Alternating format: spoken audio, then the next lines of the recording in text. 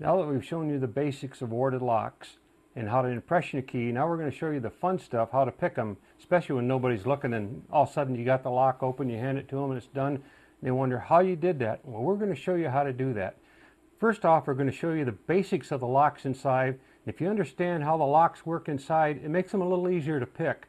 The first lock is a laminated master padlock. You can see this mechanism here. All it has to do is just be pushed over a little bit and the lock will open. All you have to do is miss all the wards and get this little piece here. Second one is just a spring right here that has to be raised up to open the lock. So we've got to move a spring and a lever. This next one is a master laminated, and you see again it's got a spring inside, and all you have to do is spread this spring. And if we put a key in the back of it, I think I can show you what happens when you turn that key and that spring kind of spreads out.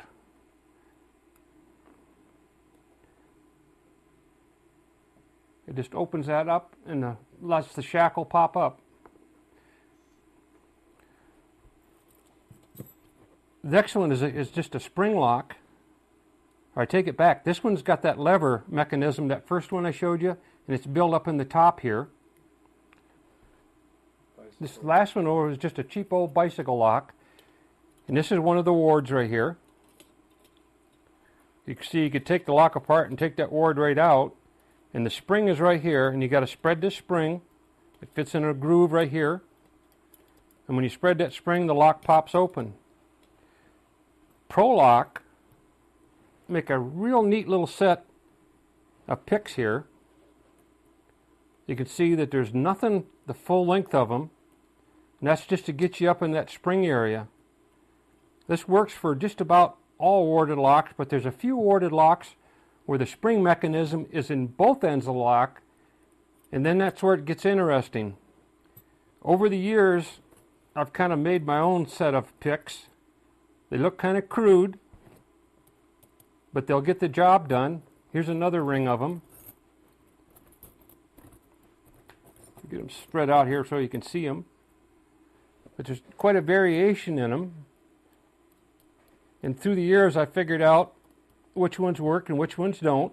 We're going to show you what the inside of these locks, just another little quick drawing we've got here. This top one here, you can see that this pick is right at the widest part at the end, and that fits in the little spring up here, and it goes through all these wards. The second one, the spring is about in the middle, so your pick would either have to be in the middle, or it could be on the end and you just not put the key all the way in. The next one is a little more complicated because it's got a lock on the bottom or a spring at the bottom and a spring at the top, so you'd have to know what this particular lock looked like inside, and this is where years of experience will pay off. And we've got a wide part of the key at the top and the bottom, and then it's ground off through the middle so that it'll pass through all the wards.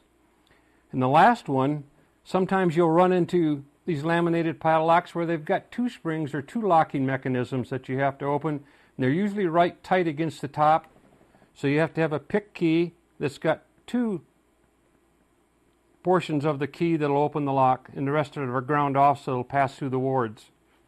And the reason they do this, sometimes they'll put a ward in the middle just to stop you from using this type key to open this lock. They think that they were going to fool us, but they didn't.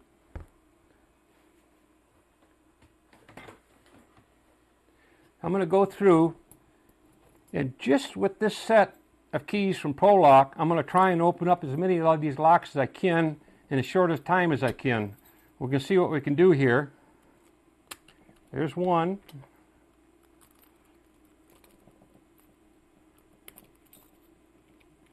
Oh, that one's not going to open. The reason it didn't open was these portions on the lands on the key here weren't wide enough. And if you look at the end of the lock, you can see where the key is quite a bit smaller. So if we went to a wider pick, which I think I've got one over here that I've made, that's just about as wide as that. We put that in, and that should open this lock. There you go. And it should open this lock. There you go. It'll open this lock. What I'm doing is I'm getting in here and I'm feeling where the spring is at in the lock.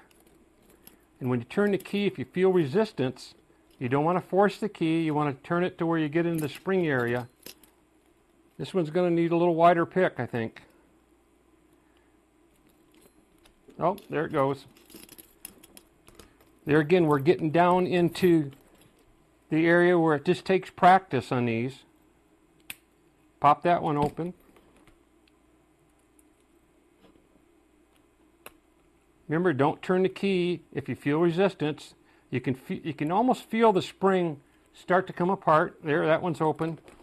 This last one, the C bag, I know from experience, because I can look in the end here. We'll get a shot in here. If you look in the end, you can see a ward in there, but if you look just right in there, I think if I can turn the button here a little bit. If you look in the bottom, you see that the ward is cut so that the key won't turn. That's indicating to me that there's some kind of lock mechanism in the bottom of this lock. So we're going to pick a key that has got a cutout on the top and at the bottom. I think I've got one in here someplace. Yep. This one here should work because it's cut down in the middle and got a piece on the top and then a bottom thinned out in the middle. We're going to turn it. See what happens here. Up. There he goes. Sometimes, being that the wards weren't, the lands weren't wide enough in this groove, I had to be real careful turning the key because it would go past the point where it would just spin around. Then this is just getting into where the feel of picking locks. It's just going to take practice and practice and keep practicing. But these little Pro Lock ones seem to open up about 90% of the locks that we were trying here. It's a pretty good investment for a starting locksmith. And then you're going to find that you're going to be making different keys in your spare time for your own picks. This is the fun part of it.